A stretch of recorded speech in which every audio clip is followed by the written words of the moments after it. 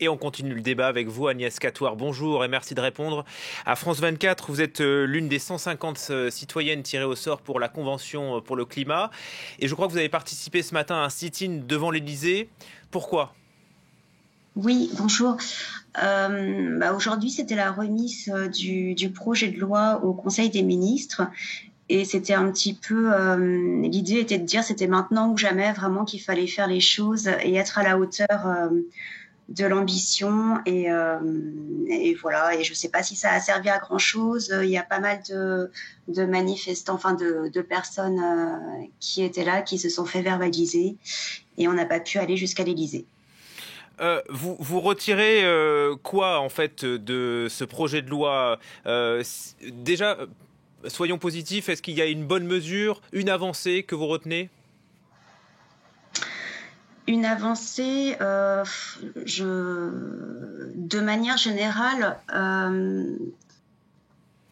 il y a quelques mesures qui ont été reprises, mais le problème, le problème majeur, je pense, c'est que toutes nos mesures faisaient vraiment partie d'un tout pour dessiner un modèle de société plus vertueux.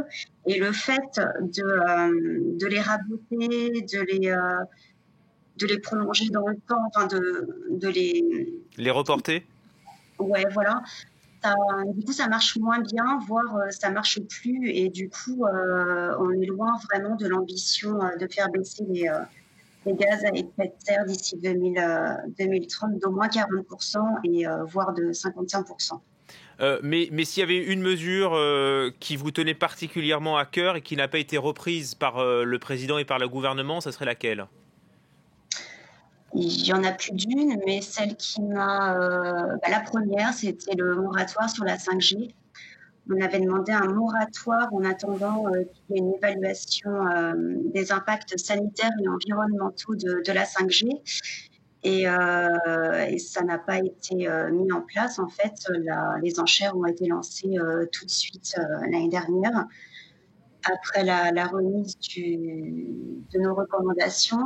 Et malgré les, le rapport qui a été rendu sur les impacts sur l'environnement qui sont vraiment négatifs, le déploiement de la 5G continue et il n'y a rien qui l'arrêtera. Donc, pour moi, c'est une vraie déception. Qu'est-ce que vous craignez par rapport à la 5G ?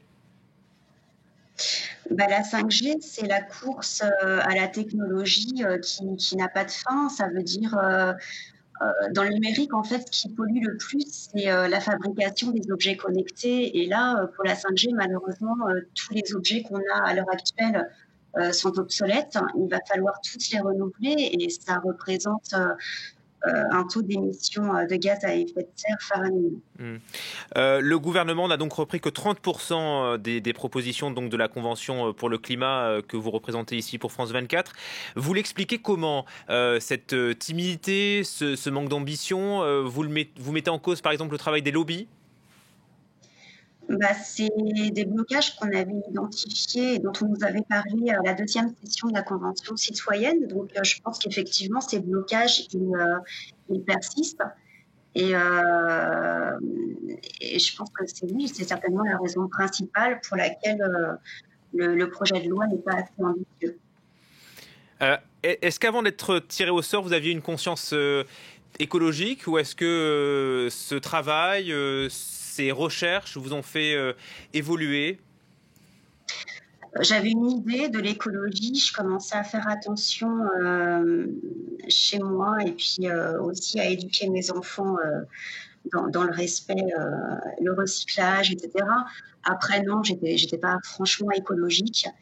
Maintenant, oui, maintenant que j'ai Vous êtes devenue une militante aujourd'hui ? Peut-être, je sais pas bien ce que c'est militer. En fait, j'ai l'impression qu'on n'a pas le choix, donc j'ai pas l'impression de militer, j'ai l'impression d'agir normalement, en fait. Est-ce que vous faites encore confiance aux politiques pour mener des réformes ? Il y avait de grandes ambitions autour de cette convention citoyenne. Ouais, il y avait des grandes ambitions et puis quand on discute avec le gouvernement, ils nous confirment leur ambition et le fait qu'ils se sont engagés à aller très loin. Mais le problème, c'est que dans les faits, c'est pas vrai. Donc Non, c'est mensonge sur mensonge. Mmh. Merci en tout cas Agnès Catoire de votre regard et de nous avoir répondu. On reparlera de cette convention pour le climat et de ce projet de loi avec Marina Berch à 14h30.